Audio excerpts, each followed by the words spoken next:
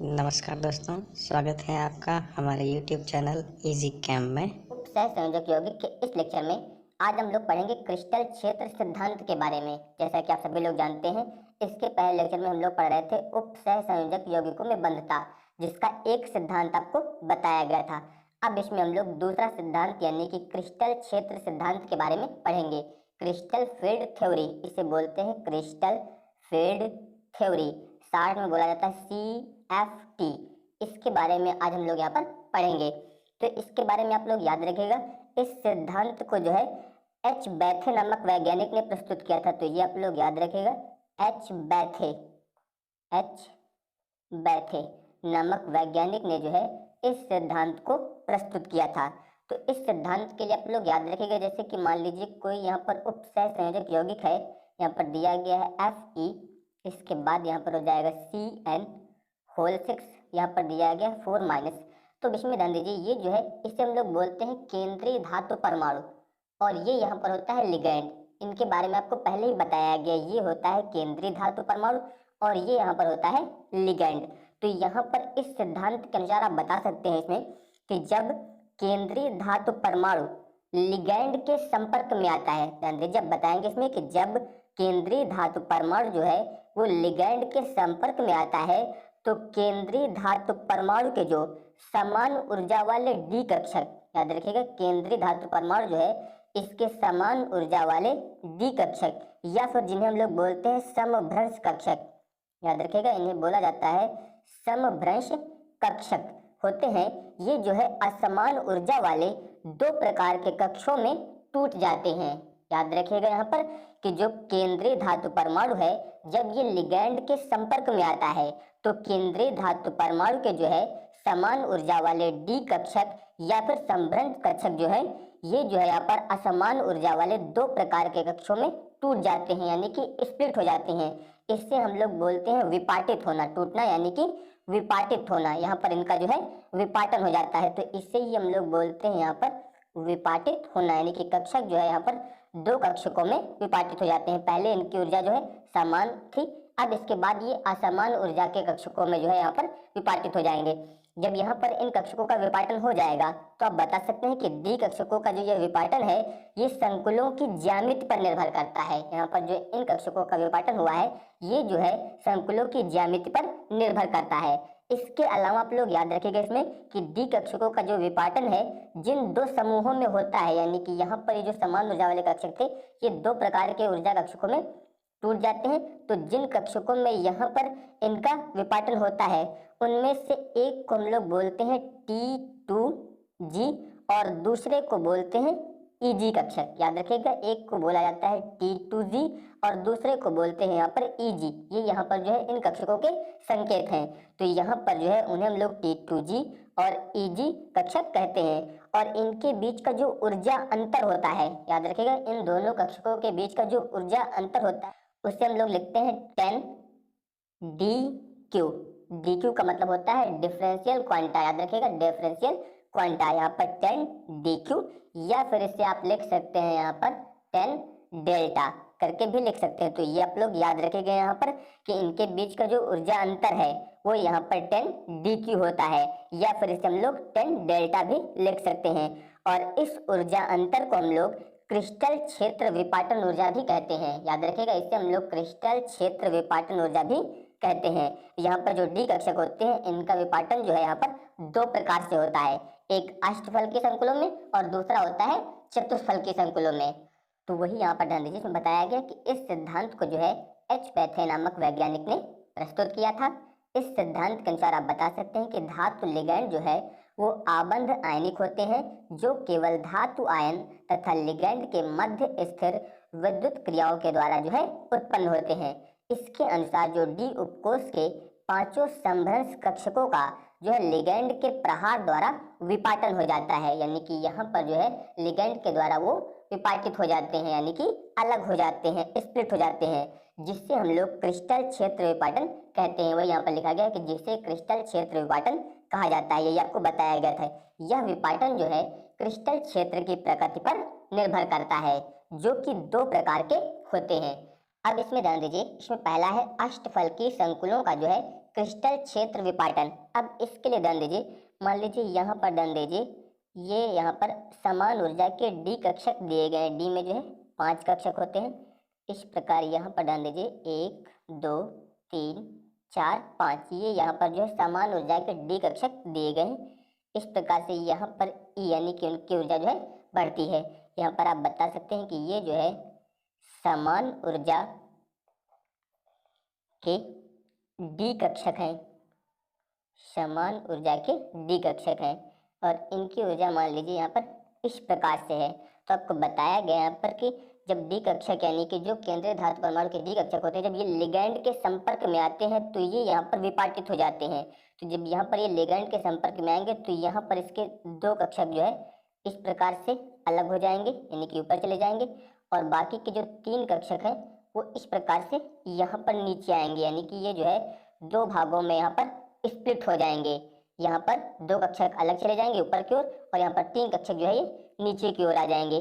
तो इस प्रकार यहाँ पर ये जो कक्षक ऊपर की ओर जा रहा है, यानी कि जिसमें 2 डी कक्षक हैं, इससे हम लोग बोलते हैं EG, और जो 3 कक्षक यहाँ पर नीचे आ रहे हैं इससे हम लोग बोलते हैं T2G। ये यहाँ पर इनका संकेत है, तो ये आप लोग याद रखेगा।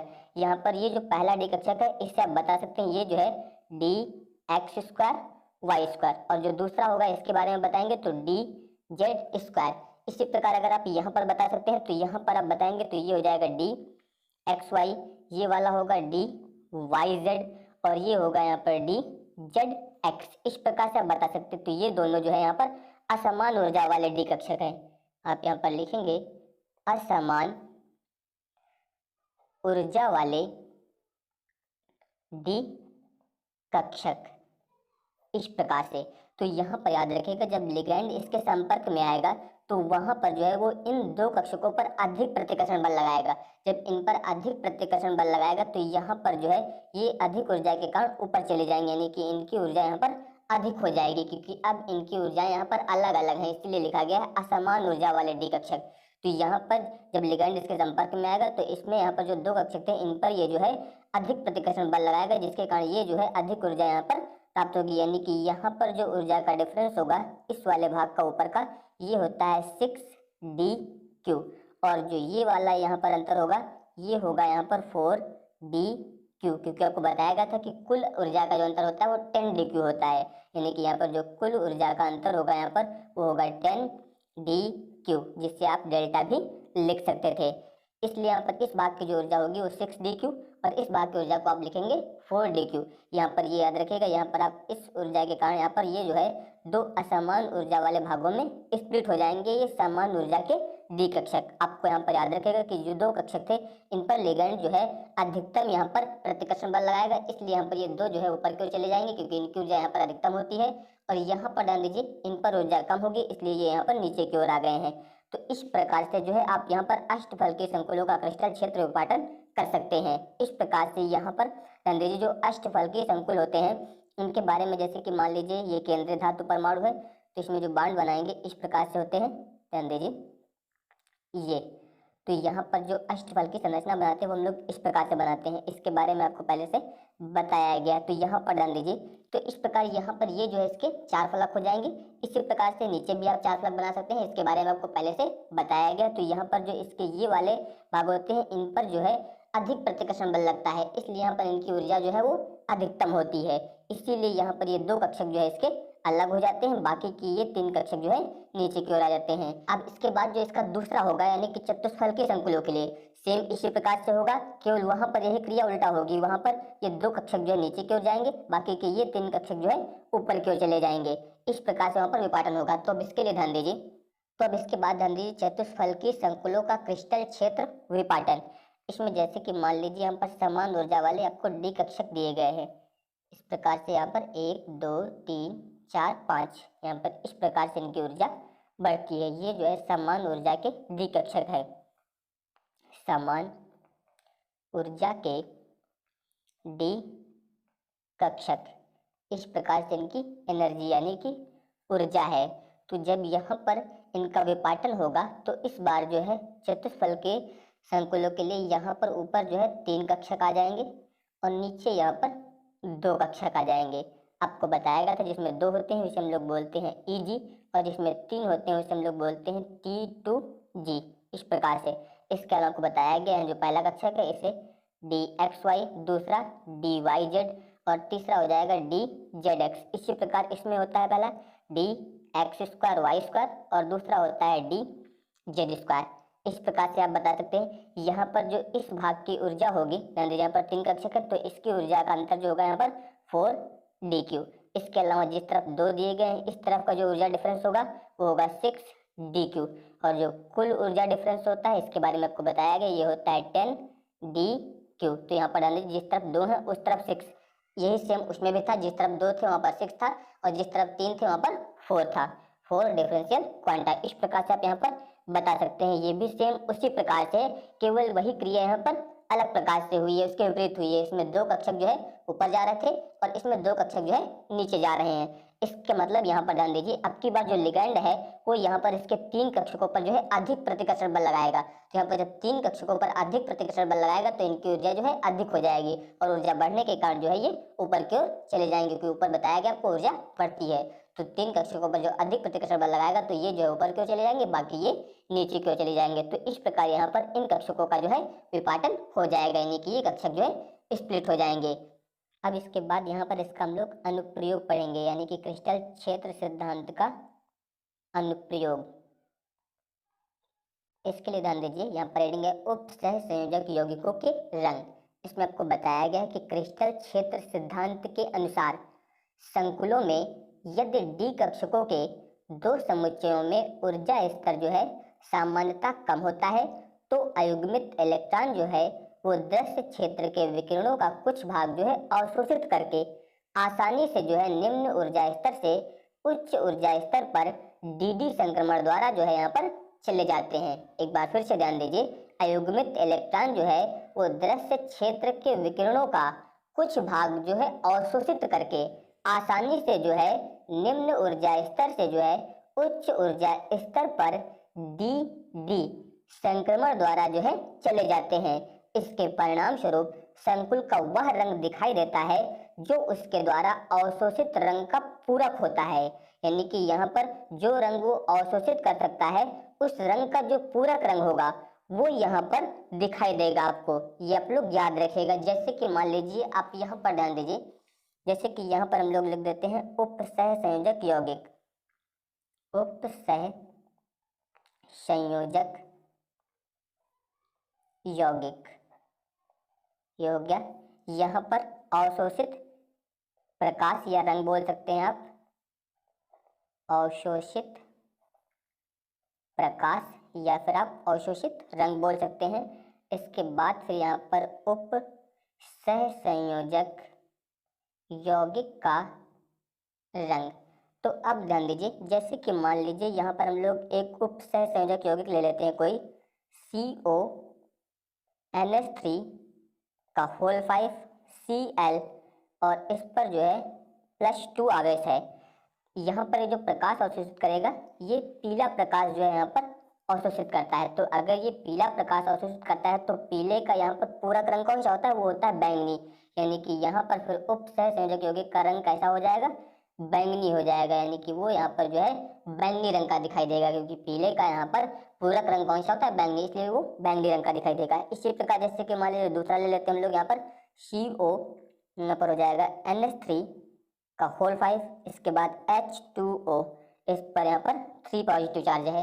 अब इसके बाद देख लीजिए, यहाँ पर ये जो यौगिक है ये प्रकाश अवशोषित करता है नीला हरा, याद रखिएगा, ये जो है यहाँ पर नीला हरा प्रकाश अवशोषित करता है। और इसका यहाँ पर जो पूरक रंग होता है वो होता है लाल, यानी कि यहाँ पर इसका कलर कैसा होगा, फिर लाल। तो वही आप यहाँ पर बताया गया था कि उसके द्वारा अवशोषित रंग का जो है पूरक होता है, संकुल का जो है वह रंग दिखाई देता है जो उसके द्वारा अवशोषित रंग का पूरक होता है। अगर आप ये नहीं समझ पा रहे हैं तो आप इसे जो है दूसरे प्रकार से भी बता सकते हैं। आप इसमें बता सकते हैं कि संक्रमण तत्वों से, याद रखिएगा, संक्रमण तत्वों से बनने वाले उपसह संयोजक यौगिक जो होते हैं वो रंगीन होते हैं, क्योंकि केंद्रीय धातु परमाणु के पास जो है अयुग्मित इलेक्ट्रॉन होते हैं जो आपतित प्रकाश के एक भाग को, यानी कि एक रंग को जो है अवशोषित करके उच्च ऊर्जा स्तर में चले जाते हैं, जिसे हम लोग डी संक्रमण कहते हैं। अवशोषित रंग के पूरक रंग का जो है प्रकाश ही परावर्तित या फिर पारगमित होता है तथा पूरक रंग ही दिखाई देता है। एक बार आप फिर से ध्यान दीजिए, आप नोट करना चाहें तो नोट कर सकते हैं। आप लिखेंगे इसमें कि संक्रमण तत्वों से बनने वाले उप सहसंयोजक यौगिक रंगीन होते हैं, क्योंकि केंद्रीय धातु परमाणु के पास जो है अयुग्मित इलेक्ट्रॉन होते हैं, जो आपतित प्रकाश के एक भाग को जो है अवशोषित करके उच्च ऊर्जा स्तर में चले जाते हैं, जिसे डी संक्रमण कहते हैं। अवशोषित रंग के पूरक रंग का प्रकाश ही जो है परावर्तित होता है तथा पूरक रंग ही दिखाई देता है। या फिर आप इस प्रकार से भी बता सकते हैं, जैसा कि आपको यहाँ पर बताया गया कि अयुग्मित इलेक्ट्रॉन जो है वो दृश्य क्षेत्र के विकिरणों का कुछ भाग जो है अवशोषित करके आसानी से निम्न ऊर्जा स्तर से जो है उच्च ऊर्जा स्तर में चले जाते हैं, जिसे हम लोग डी संक्रमण कहते हैं। इसके परिणाम स्वरूप संकुल का वह रंग दिखाई देता है जो उसके द्वारा अवशोषित रंग का पूरक होता है। अब इसके बाद ध्यान दीजिए, क्रिस्टल क्षेत्र सिद्धांत की सीमाएं, यानी कि यहाँ पर इसकी कौन कौन सी सीमाएं हैं इस सिद्धांत की। पहला, यह सिद्धांत जो है धातु व लिगैंड को केवल आवेशित बिंदु मानकर स्थिर विद्युत बल की बात करता है, यानी कि यहाँ पर जो केंद्रीय धातु परमाणु है, इसके अलावा जो लिगैंड है, इन दोनों को जो है यहाँ पर ये एक आवेशित बिंदु मानकर, यानी कि धनात्मक या फिर ऋणात्मक आवेशित बिंदु मानकर जो है स्थिर विद्युत बल की बात करता है। इसके बाद ध्यान दीजिए दूसरा, यह जो है धातु के केवल डी कक्षकों के विपाटन की बात करता है, एस व पी कक्षकों की नहीं।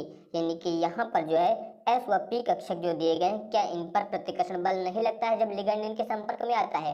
तो यहाँ पर एस और पी कक्षकों की बात नहीं की गई है, इसमें केवल डी कक्षकों के विपाटन की बात ही की गई है।